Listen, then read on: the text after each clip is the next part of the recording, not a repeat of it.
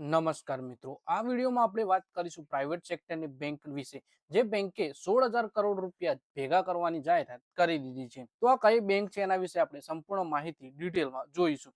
તો આ વિડીયોને તમે પૂરેપૂરો જોજો. પ્રાઇવેટ સેક્ટરની બેંક યસ બેંકે કેપિટલ એકત્રિત કરવાની મોટી યોજનાની મંજૂરી આપી દીધી છે. બેંકના બોર્ડ ઓફ ડિરેક્ટરે સોમવારે 29 જૂન 2026 ના રોજ યોજાયેલી બેઠકમાં ઇક્વિટી સિક્યુરિટીઝ દ્વારા 7,500 કરોડ અને ડેટ સિક્યુરિટીઝ દ્વારા 8,500 કરોડ રૂપિયા એકત્ર કરવાની મંજૂરીના પ્રસ્તાવને મંજૂરી આપી છે. એટલે કે બેંક છે યસ બેંક, અને યસ બેંકે ઇક્વિટી સિક્યુરિટીઝ દ્વારા 7,500 કરોડ અને ડેટ સિક્યુરિટીઝ દ્વારા 8,500 કરોડ રૂપિયા એકત્રિત કરવાના પ્રસ્તાવને મંજૂરી આપી છે 29 જૂન 2026 ના રોજ. આ પ્રકારે કુલ બેંક 16,000 કરોડ રૂપિયા સુધીનું કેપિટલ એકત્ર કરવાની તૈયારીમાં છે.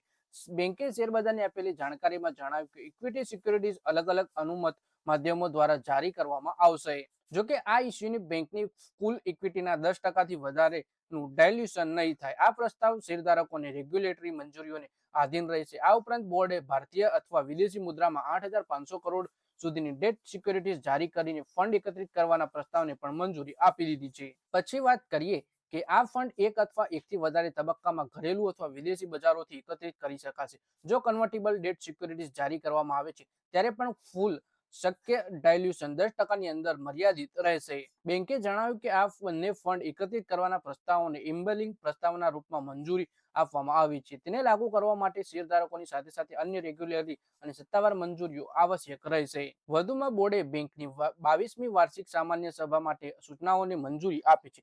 19 ઓગસ્ટ 2026 ના રોજ યોજાવાની આ બેઠક છે, જે દરમિયાન આ બંને ભંડોળ ઉભું કરવાના પ્રસ્તાવ માટે શેરધારકોની મંજૂરી માંગવામાં આવશે.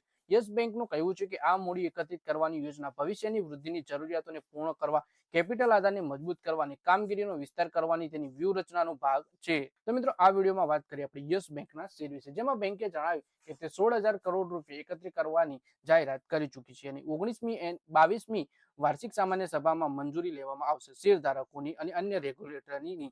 તો મિત્રો, આ વિડીયોમાં બસ આટલું જ. હવે મળીએ આવનારા વિડીયોમાં. ત્યાં સુધી વિડીયોમાં લાઈક કરો, કોમેન્ટ કરો અને વિડીયો પોતાના મિત્રો સાથે ફેસબુક, ઇન્સ્ટાગ્રામ, વોટ્સએપ બધી જગ્યાએ શેર કરો.